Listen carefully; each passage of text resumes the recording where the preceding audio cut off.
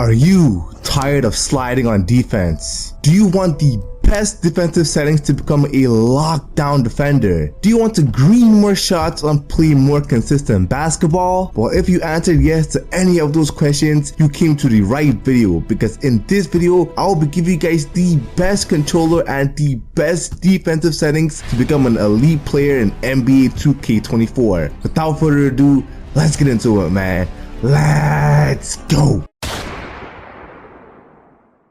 Man, what's good YouTube? What's good RC gang? It's the big RC piece, man. Now look, another day and another day on NBA 2K24. I'm gonna lie, bro, the game is actually a W so far, but hey, it's been like a few days, so we can't even really say too much. Y'all came here to find out the best controller and the best defensive settings, not only to become a better lockdown defender, but to just stop sliding in general and also to green more shots consistently. So I ain't finna waste no more of your time, you know what I'm saying? All I'm gonna ask y'all to do is to hit that like button, you know what I'm saying? We just started 2K24, so we gotta start going crazy. Smash that like button, abuse that shit, and while you're at it, hit that subscribe button too. We going for 75k by the end of 2K24, and right now we at 31k. You know what I'm saying? We got a long way to go, but with your help, we can most definitely get that 75k. Now, hey, I'm finna stop the yapping, bro, because a lot of people be saying, "Austin, you be yapping for it's way too long." Nigga, fuck you, man. Hey, nah, let me chill, bro. But hey, let me jump into the settings right now. Let's go. Actual settings is only a few things for me to show y'all. Now, first things first, the game difficulty is up to you, but me personally, I just play on Hall of Fame because I just do a method. If we actually want the 99 overall method, let me know. Drop that in the comment down below. I'm gonna give that to y'all, man, if y'all having trouble upgrading your play and hitting 99 overall. For me personally, I choose Hall of Fame. If you want to go with pro, beginner, it's really up to your choice on what you want to do. Next, we're gonna move it down to shot feedback, and for shot feedback, you want to have it on all shots so you can see exactly what you guys are shooting, because it's obviously very early in the game, so we need to learn our jump shot. We don't want to shoot and not know if it's slightly early, slightly late, a green release, you know what I'm saying? We need to know what we're doing to make adjustments. Y'all need to make adjustments because this is the time the people are going to be missing trying to figure out your shot. And if you guys having the shot feedback, it's literally going to give you guys feedback to see if you guys are greening or not, which is going to help you guys learn your shot even faster. So make sure shot feedback is on all shots. The next and final thing we're going to change is right here, motion blur. Make sure to turn this shit all the way down to 0, bro. I'm telling you, you guys do not want any motion blur. That shit literally fucks up your vision, bro. It's literally useless. It wasn't in any other game, so don't use it in this game. I'm telling you, there's literally no positive to motion blur. It's set to 50 automatically, but that shit all the way down to 0, not even 1, bro. Leave it on 0. You don't want any motion blur at all. This is where I'm gonna take my time, so make sure y'all take notes on every single thing I'm about to say. And it starts up right here, vibration function. Turn the vibration function on or off. Turn that shit off, bro. Now I know a lot of people use vibration and it would be cool, but 2K is inconsistent. We should know that by now, especially if you guys have been playing 2K for a long time. The timing and the vibration timing is very inconsistent. One time it could be 0.6 seconds, the next time it could be 1.2 seconds. It literally changes, so why even deal with that? If you guys are relying on the vibration, bro, it's literally gonna change it. It can fuck up your timing literally every time, bro. So hey, it's better to rely on muscle memory and visual cues instead of relying on an inconsistent vibration function. Next, for shot timing in 2K21, 2K22, 2K23, it was only shots only, alright? Don't do layups only, a real play percentage. Those two are ass. But in previous years, it would be shots only, but recently in 2K24, they made it that the layup timing is actually very, very easy now. I'm telling you, if it's a wide open layup, it's literally harder for you guys to not green it than it is to green it, bro. Make sure it's on shots on layup, because if it's a wide open layup, or if you guys even take a contested layup, but you guys have a really high layup rating, you guys have pro touch. Pro touch is really important this year, so make sure y'all have on pro touch. And hey, if you guys have one of those things, bro, even if it's contested, the layup time is going to be very, very high. The green window for that is going to be very, very high, so make sure it's on shots on layups, because if you guys green a layup, you literally can't miss. But if you guys take a contested layup on y'all ain't timing it, it's gonna be 50% chance, and that's obviously gonna miss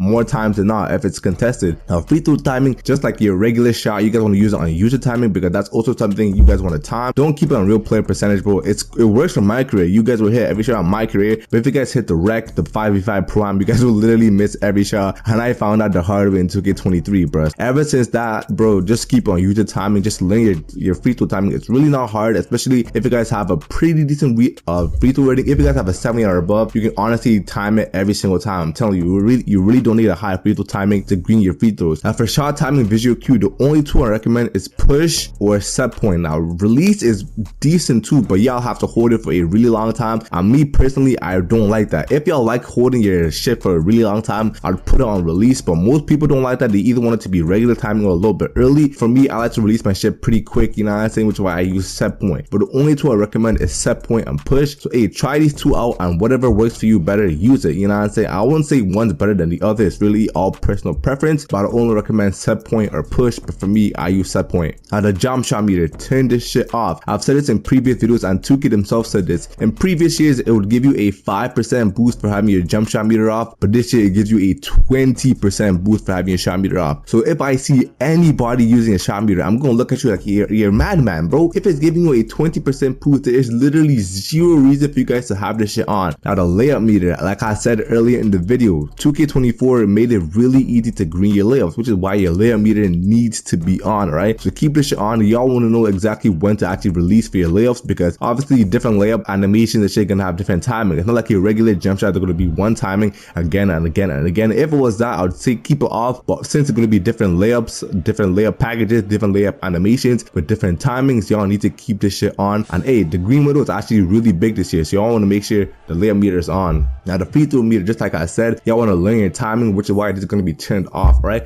The only meters y'all ever want on this year is layup meter and obviously the contact dunk meter or the dunk meter in general, you know what I'm saying? Those are the only two meters I want to see popping up for any player. If I see a free throw meter or a jump shot meter, you're crazy, bro. Now the shot meter style is obviously your preferred preference. None of these really matter. I usually use the curved bar or a comment. This year I think I might stick with comment. Actually no, I'm gonna go back to curved bar. I was using curved bar in 2K23. I use curved bar, so I'm gonna try curved bar, but really this does not matter. There's no advantage using any of this, so hey, use whatever y'all want. Next is shot meter location. Now there's a lot of options. It's to the side, it's by the head, it's below the feet, you know what I'm saying? Now me personally, I like to use by the head. And remember, this is only gonna pop up for the layups and the dunks, which is why I said by the head is better, because if you're gonna be doing layups or dunks, it should be by the head. I mean, at least in my opinion. If you like it below your feet or to the side, that's really up to you. It's obviously your preference, but I just like it by the head, because if I'm doing layups or dunks, my head is pretty much going to be at the rim, so I'm going to be looking there regardless, which is why the meter should just be where I'm already going to be looking. Now the shot meter size, put it on large, bro, because the only thing you're going to be timing is the layup meter and the dunk meter, and obviously you're going to have different timings, you know what I'm saying, because different dunk animations and different layup animations give you guys different timings. So hey, y'all just want the meter to be as large as possible for the different times, so y'all can just see and have a better idea of when to actually release to get the green window every single time. Next, the perfect release. If y'all want to see if you guys are green or not, it's going to be on or off. I'm pretty sure everyone wants to see if they're green, so I don't know why you even turn this shit off. Just leave it on and y'all know when y'all green, and y'all just know it's water. Now the perfect release style, I like it on flame, but once again, this is all personal preference. There's literally no advantage to having it on ball or flame. And for the perfect release rotation, once again, this is personal preference. It's by the rim, left side, right side, and above the player. I like mine above the player because when I green,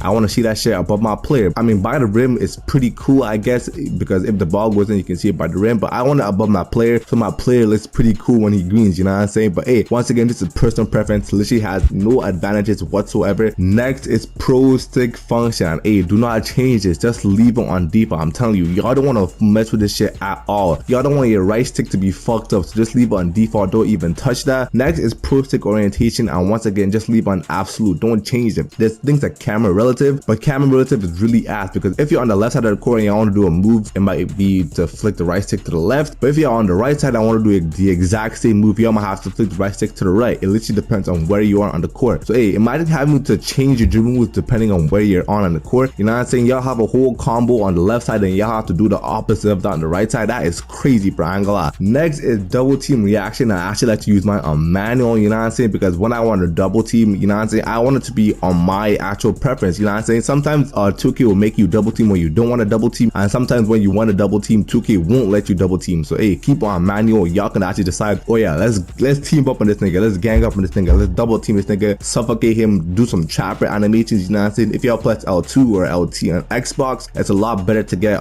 trapper animations. So once again, for the pro stick defense, leave everything with the pro stick on absolute. I'm telling you, don't even change it to camera relative, keep it on absolute. Next is who to guard. Now look, I'm telling you, it can literally be on or off for different things. I'm gonna give you guys a few different scenarios. On a 1 score, I keep it off because there's literally only one other person to play. On a 2 score, I keep it off because I know my man. On the 3 score, I like to keep it on because, you know what I'm saying, we might switch, but I like to mostly play man on the 3s. On the 5 score, I keep it off because we mostly play zone, and I don't want my guy, if my guy is on the top of the key but I'm guarding bottom left, I don't want my guy to keep on turning to the top of the key when the guy I'm actually supposed to be guarding is bottom left. It just depends on how you play, what game mode you're playing, what your actual game plan is. If you're playing man, zone, a 2-3 zone, a 3-2 zone, it really depends on you. Right now I have it on because I'm playing my career, you know what I'm saying, just grinding, bro. But hey, when I actually get into the park, I'm gonna turn it on or off depending on what the fuck I'm playing. Next is defensive assist strength, and the only thing I recommend is between 0 to 15. Now me personally, I like to use mine on 15, but 0 honestly gives you guys the most control, and this is what is gonna stop you guys from sliding. At the start, it's gonna be on 50%. Do not leave it on 50 because y'all be sliding like you're playing fucking hockey. This is not NHL 24. This is 2K24, bro. The lower you get, the more you know what I'm saying, the more control, the more fluidity, the more actual things you get to control. Now, I don't really like to use 0 because I don't feel like I like to use 15. 0 is actually really good too. The only thing I recommend is 0, 5, 10, or 15, but me personally,